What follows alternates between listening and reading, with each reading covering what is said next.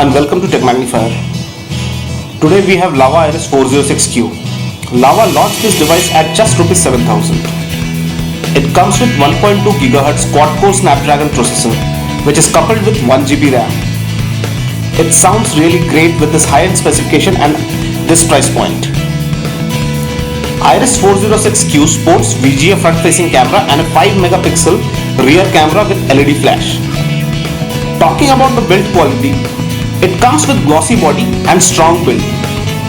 Touch and feel wise, it's quite classy. Now let's come over to the user interface. It's quite impressive. With high-end specification, we personally used this device and found no glitches while playing videos or games. In the drop-down menu, Lava embedded flashlight option which lets user to quickly switch on the flashlights whenever they need. Capacitive buttons are placed right below the display, but to be honest, Lava really need to work on the sensitivity of these buttons. On long pressing, the home button reset apps menu pops up, and this is a menu button. On tapping it gives quick access to the menu list. The back button again lacks the sensitivity as we said it earlier. Probably sensitivity is placed in a particular area which you can learn only while using it.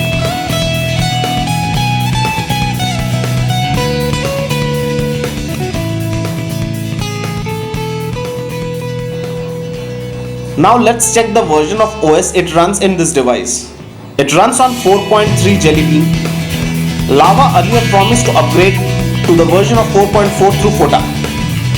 So possibly you may soon see the upgraded version in this device. This device supports dual SIM functionality. So now let's check the slots inside. You can see these are regular SIM slot, and here is the micro SD card slot which is expandable up to 32 GB and packs a 1700 mAh battery.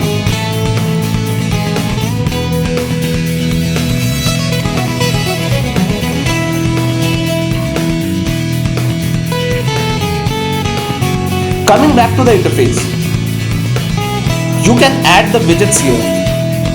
Here is a Snapdragon Battery Guru app which reads the battery consumption in your handset and open or close an app as per their battery consumption.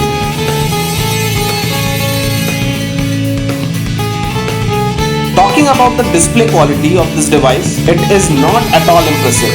You can say this is the biggest drawback of this device. Let me show you the demo video.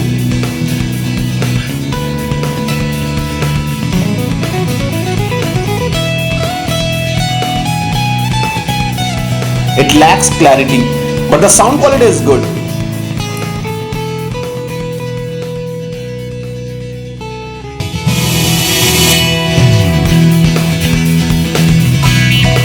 Let's check game in this device.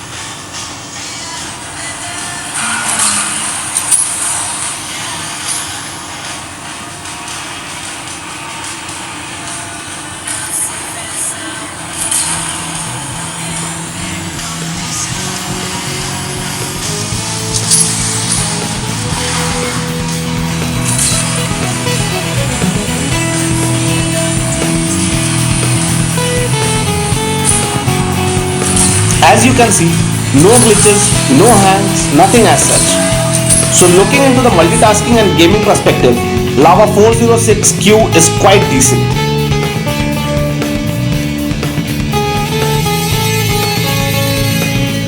In Antutu benchmark, Lava 406Q managed to back 16,722 scores, that is 16,722, which is very decent.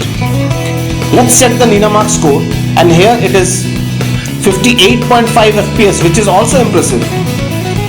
From gamers point of view, we saw the score in high-end phones. Now let's check the camera.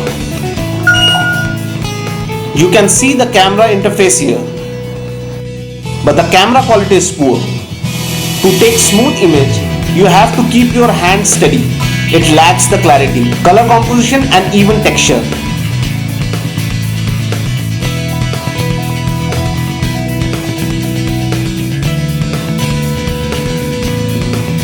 Coming over to the mobile phone interface, it has improved a lot with the white background and numbers in black looks clean and tidy.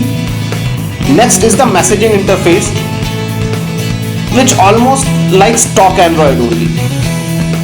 Final verdict. Spec sheet is great, configuration is good, smoothly works and won't see any lags.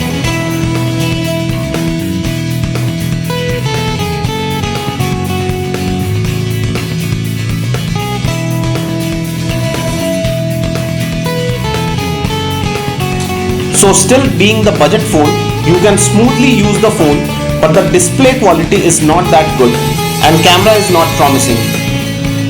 If you want a budget phone which works good and plays most of the games, then Lava 406 Cube is worth Rs 7000.